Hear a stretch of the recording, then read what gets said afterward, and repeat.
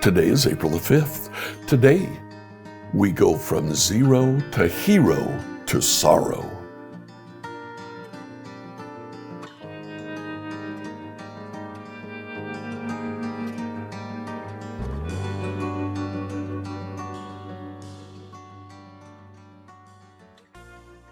Today, as you read through the Bible in a year, please read Judges chapters 6 to 8.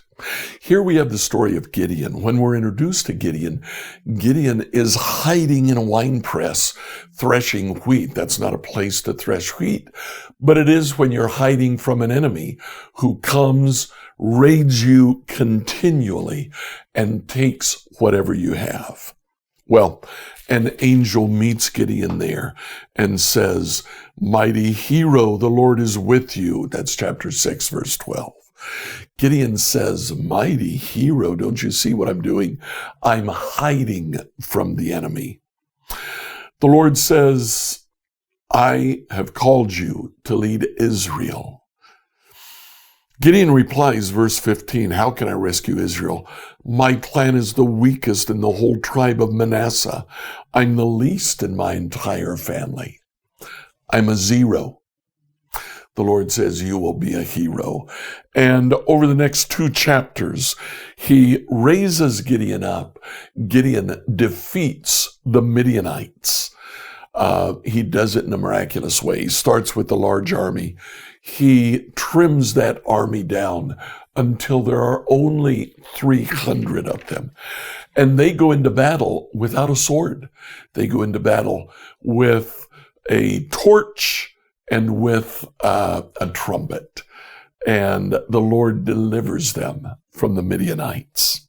In chapter 8, we see Gideon, who has gone from zero to hero to great sorrow.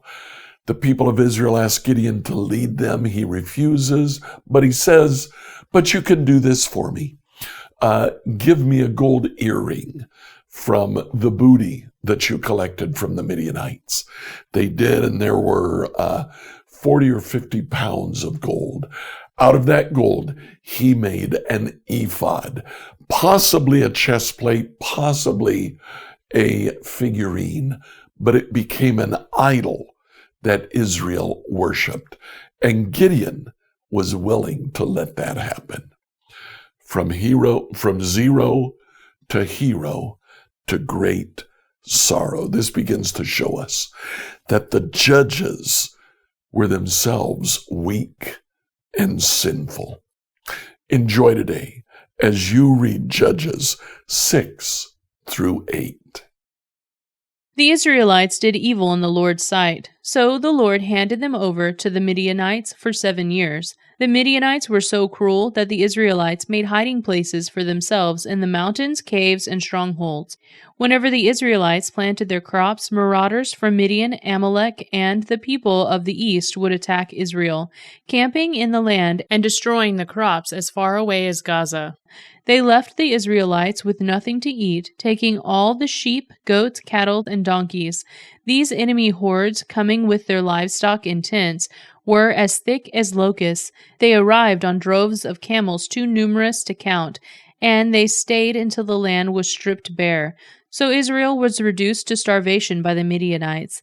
Then the Israelites cried out to the Lord for help. When they cried out to the Lord because of Midian, the Lord sent a prophet to the Israelites. He said, "This is what the Lord, the God of Israel, says. I brought you up out of slavery in Egypt. I rescued you from the Egyptians and from all who oppressed you. I drove out your enemies and gave you their land. I told you, I am the Lord your God. You must not worship the God of the Amorites, in whose land you now live, but you have not listened to me." Then the angel of the Lord came and sat beneath the great tree at Ophrah, which belonged to Joash of the clan of Bezer. Gideon, son of Joash, was threshing wheat at the bottom of a winepress to hide the grain from the Midianites. The angel of the Lord appeared to him and said, "Mighty hero, the Lord is with you." "Sir," Gideon replied, "if the Lord is with us, why has all this happened to us? And where are all the miracles our ancestors told us about? Didn't they say the Lord brought us up out of Egypt? But now the Lord has abandoned us and handed us over to the Midianites. Then the Lord turned to him and said, Go with the strength you have and rescue Israel from the Midianites. I am sending you. But Lord, Gideon replied, how can I rescue Israel? My clan is the weakest in the whole tribe of Manasseh, and I am the least in my entire family. The Lord said to him, I will be with you, and you will destroy the Midianites as if you were fighting against one man. Gideon replied, If you are truly going to help me, show me a sign to prove that it is really the Lord speaking to me. Don't go away until I come back and bring my offering to you. He answered, I will stay here until you return. Gideon hurried home. He cooked a young goat, and with a basket of flour, he baked some bread without yeast. Then, carrying the meat in a basket and the broth in a pot, he brought them out and presented them to the angel, who was under the great tree. The angel of God said to him, Place the meat and the unleavened bread on this rock, and pour broth over it. And Gideon did as he was told. Then the angel of the Lord touched the meat and bread with the tip of the staff in his hand. And fire flamed up from the rock and consumed all he had brought. And the angel of the Lord disappeared. Then, when Gideon realized that it was the angel of the Lord, he cried out, O sovereign Lord, I am doomed. I have seen the angel of the Lord face to face. It is all right, the Lord replied. Do not be afraid. You will not die. And Gideon built an altar to the Lord there and named it Yahweh Shalom, which means the Lord is peace. The altar remains in Ophrah in the land of the clan of Abiezer to this day. That night the Lord said to Gideon, Take the second bull from your father's herd, the one that is 7 years old. Pull down your father's altar to Baal and cut down the Asherah pole standing beside it. Then build an altar to the Lord your God here on this hilltop sanctuary, laying the stones carefully. Sacrifice the bull as a burnt offering on the altar, using as fuel the wood of the Asherah pole you cut down. So Gideon took 10 of his servants and did as the Lord had commanded. But he did it at night because he was afraid of the other members of his father's household and the people of the town. Early the next morning, as the people of the town began to stir, someone discovered that the altar of Baal had been broken down and that the Asherah pole beside it had been cut down. In their place, a new altar had been built, and on it were the remains of the bull that had been sacrificed. The people said to each other, Who did this? And after asking around and making a careful search, they learned that it was Gideon, the son of Joash. Bring out your son, the men of the town demanded of Joash. He must die for destroying the altar of Baal and for cutting down the Asherah pole. But Joash shouted to the mob that confronted him, Why are you defending Baal? Will you argue his case? Whoever pleads his case will be put to death by morning. If Baal is truly a god, let him defend himself and destroy the one who broke down his altar. From then on, Gideon was called Jerubbaal, which means, let Baal defend himself, because he broke down Baal's altar. Soon afterward, the armies of Midian, Amalek, and the people of the east formed an alliance against Israel and crossed the Jordan, camping in the valley of Jezreel. Then the Spirit of the Lord clothed Gideon with power. He blew a ram's horn as a call to arms, and the men of the clan of Abiezer came to him. He also sent messengers throughout Manasseh, Asher, Zebulun, and Naphtali, summoning their warriors, and all of them responded. Then Gideon said to God, If you are truly going to use me to rescue Israel as you promised, prove it to me in this way. I will put a wool fleece on the threshing floor tonight. If the fleece is wet with dew in the morning, but the ground is dry, then I will know that you are going to help me rescue Israel as you promised. And that is just what happened. When Gideon got up early the next morning, he squeezed the fleece and wrung out a whole bowl full of water. Then Gideon said to God, Please, don't be angry with me, but let me make one more request. Let me use the fleece for one more test. This time let the fleece remain dry, while the ground around it is wet with dew. So that night God did as Gideon asked. The fleece was dry in the morning, but the ground was covered with dew. So Jerubbaal, that is Gideon, and his army got up early and went as far as the spring of Harod. The armies of Midian were camped north of them in the valley near the hill of Moreh. The Lord said to Gideon, You have too many warriors with you. If I let all of you fight the Midianites, the Israelites will boast to me that they have saved themselves by their own strength. Therefore, tell the people, whoever is timid or afraid may leave this mountain and go home. So 22,000 of them went home, leaving only 10,000 who were willing to fight. But the Lord told Gideon, "There are still too many. Bring them down to the spring, and I will test them to determine who will go with you and who will not." When Gideon took his warriors down to the water, the Lord told him, "Divide the men into 2 groups. In one group, put all those who cup water in their hand and lap it up with their tongues like a dog. In the other group, put all those who kneel down to drink with their mouths in the stream. Only 300 of the men drank from their hands. All the others got down on their knees and drank with their mouths in the stream." The Lord told Gideon, "With these 300 men I will rescue you and give you victory over the Midianites. Send all the others home." So Gideon collected the provisions and ram's horns of the other warriors and sent them home. But he kept the 300 men with him. The Midianite camp was in the valley just below Gideon. That night the Lord said, "Get up, go down to the Midianite camp, for I have given you victory over them. But if you are afraid to attack, go down to the camp with your servant Purah. Listen to what the Midianites are saying, and you will be greatly encouraged. Then you will be eager to attack." So Gideon took Purah and went down to the edge of the enemy camp. The armies of Midian, Amalek, and the people of the east had settled in the valley like a swarm of locusts. Their camels were like grains of sand on the seashore, too many to count. Gideon crept up just as a man was telling his companion about a dream. The man said, "I had this dream, and in my dream a loaf of barley bread came tumbling down into the Midianite camp. It hit a tent, turned it over, and knocked it flat." His companion answered, "Your dream can only mean one thing. God has given Gideon, son of Joash, the Israelite, victory over Midian and all its allies." When Gideon heard the dream and the interpretation, he bowed and worshipped before the Lord. Then he returned to the Israelite camp and shouted, "Get up, for the Lord has given you victory over the Midianite hordes." He divided the 300 men into 3 groups and gave each man a ram's horn and a clay jar with a torch in it. Then he said to them, "Keep your eyes on me. When I come to the edge of the camp, do just as I do. As soon as I and those with me blow the ram's horns, blow your horns too, all around the entire camp, and shout, 'For the Lord and for Gideon.'" It was just after midnight, after the changing of the guard, when Gideon and the 100 men with him reached the edge of the Midianite camp. Suddenly they blew their ram's horns and broke their clay jars. Then all 3 groups blew their horns and broke their jars.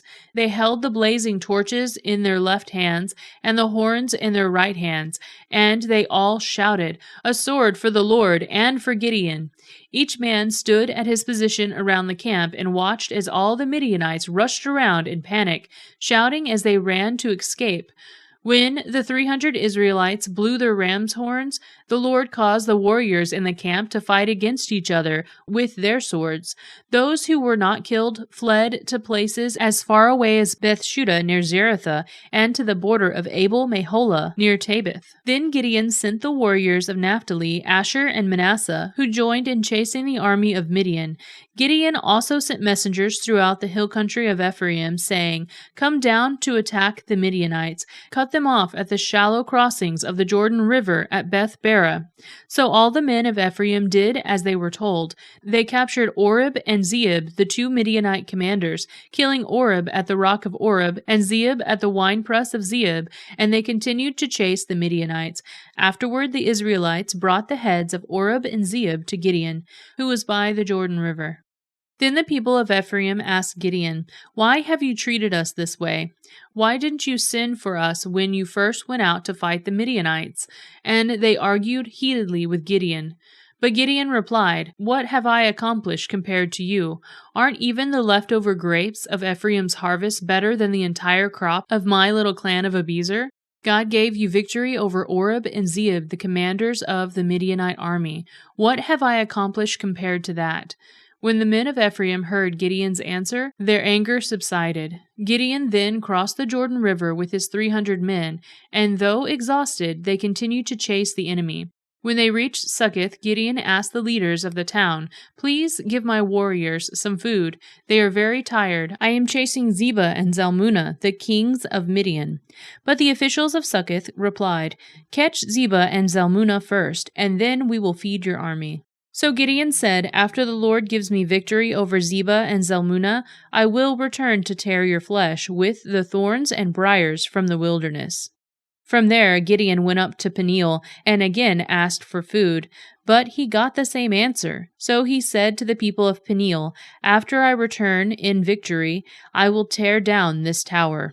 By this time, Zebah and Zalmunna were in Karkor with about 15,000 warriors, all that remained of the allied armies of the east, for 120,000 had already been killed. Gideon circled around by the caravan route east of Nobah and Jabeah, taking the Midianite army by surprise. Zebah and Zalmunna, the two Midianite kings, fled, but Gideon chased them down and captured all their warriors. After this, Gideon returned from battle by the way of Harry's Pass. There he captured a young man from Succoth and demanded that he write down the names of all 77 officials and leaders in the town. Gideon then returned to Succoth and said to the leaders, "Here are Zebah and Zalmunna. When we were here before, you taunted me. Catch Zebah and Zalmunna first, then we will feed your exhausted army." Then Gideon took the elders of the town and taught them a lesson, punishing them with thorns and briars from the wilderness. He also tore down the tower of Peniel and killed all the men in the town. Then Gideon asked Zebah and Zalmunna, "The men you killed at Tabor, what were they like?" "Like you," they replied. "They all had the look of a king's son. They were my brothers, the sons of my own mother," Gideon exclaimed. "As surely as the Lord lives, I wouldn't kill you if you hadn't killed them." Turning to Jether, his oldest son, he said, "Kill them." But Jether did not draw his sword, for he was only a boy and was afraid. Then Zebah and Zalmunna said to Gideon, "Be a man, kill us yourself." So Gideon killed them both and took the royal ornaments from the necks of their camels. Then the Israelites said to Gideon, "Be our ruler. You and your sons and your grandsons will be our rulers, for you have rescued us from Midian." But Gideon replied, "I will not rule over you, nor will my son. The Lord will rule over you. However, I do have one request, that each of you give me an earring from the plunder you collected from your fallen enemies." The enemies, being Ishmaelites, all wore gold earrings. "Gladly," they replied. They spread out a cloak, and each one threw in a gold earring he had gathered from the plunder. The weight of the gold earrings was 43 pounds, not including the royal ornaments and pendants, the purple clothing worn by the kings of Midian, or the chains around the necks of their camels. Gideon made a sacred ephod from the gold and put it in Ophrah, his hometown. But soon all the Israelites prostituted themselves by worshipping it, and it became a trap for Gideon and his family. This is the story of how the people of Israel defeated Midian, which never recovered. Throughout the rest of Gideon's lifetime, about 40 years, there was peace in the land. Then Gideon, son of Joash, returned home. He had 70 sons born to him, for he had many wives. He also had a concubine in Shechem, who gave birth to a son whom he named Abimelech. Gideon died when he was very old, and he was buried in the grave of his father Joash at Ophrah in the land of Abiezer. As soon as Gideon died, the Israelites prostituted themselves by worshipping the images of Baal, making Baal-berith their god. They forgot the Lord their God, who had rescued them from all their enemies surrounding them, nor did they show any loyalty to the family of Jerubbaal, that is, Gideon, despite all the good he had done for Israel. Scripture reading from the New Living Translation by Emily Herrera. Like, follow, and subscribe to this devotional on whatever platform you use to listen to it. Email your questions to us at questions@becomehope.com. Tomorrow, we see Gideon's legacy.